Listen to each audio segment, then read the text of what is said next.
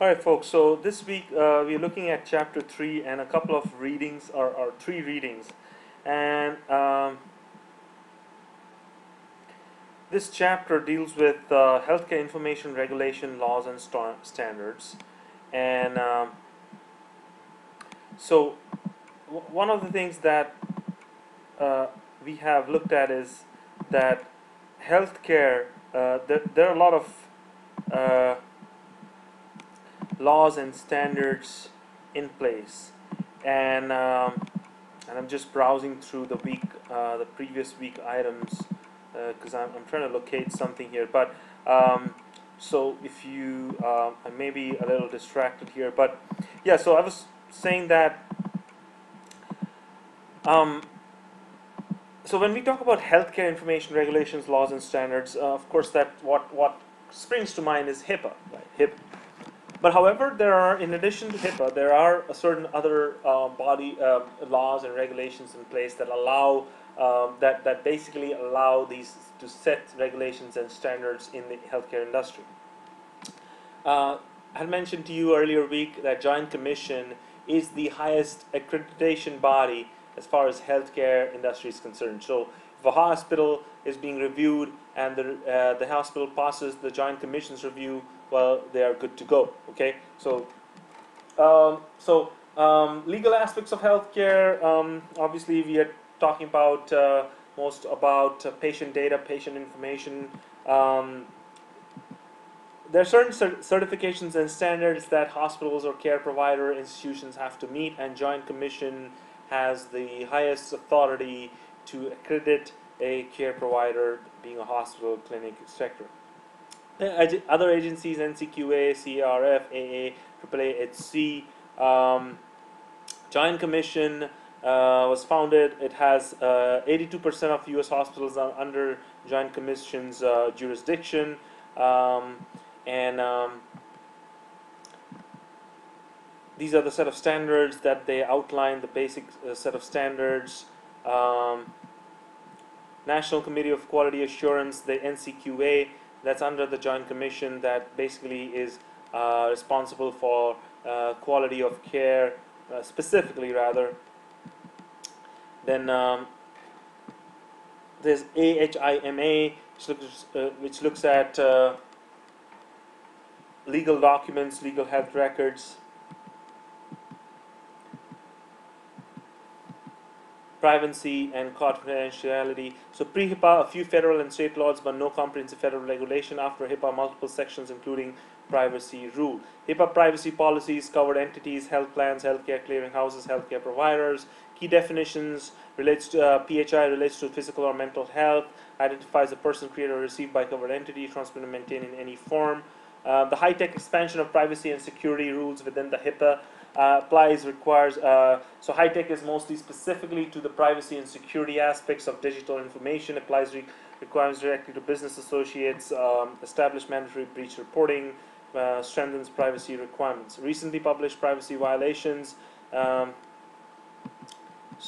Release of information authorization. There are certain sentence standards that you have to follow. You may have visited with a doctor, or you may have seen that when you go with a relative or your parent or your significant other or your brother, sister, and they're undergoing a procedure or certain kind of diagnostic test, they may have to sign some release forms. Basically, that is what it is that there are certain things that the care provider is wanting you to sign off on, is how much with whom are you going to share this information with, and that's basically have to do it because it's a part of HIPAA. Okay. So basically, the central idea of this is, okay, you have these certain organizations that take care of the regulations and standards in the healthcare industry. There's the Joint Commission, which is at the top, and then there's the NSQA, there's the AHIMA, and there are other organizations. Then there's obviously HIPAA, and high-tech is specifically to the security and privacy of digital information as it pertains to the healthcare industry. Now, with that said, let's look at this. So basically, now you've looked at HIPAA, what it covers, and this is article what it doesn't cover. So I thought it would be an interesting read. It's a very short article, and it talks about what HIPAA doesn't cover. Okay. Then there's this privacy and security in healthcare. So this is a Deloitte report, and if you look at, this is an interesting report because it gives you all the data, the most recent data about security breaches. It talks about what are the things that you should be knowing in terms of when you're really talking about security as it pertains to healthcare industry. One of the terms you should be aware of is HIPAA, privacy, security, covered entity, all these HIMS, CCO, AHA, MA, all these. Then privacy, security hotspots, what are the most vulnerable points of breach? It talks about that.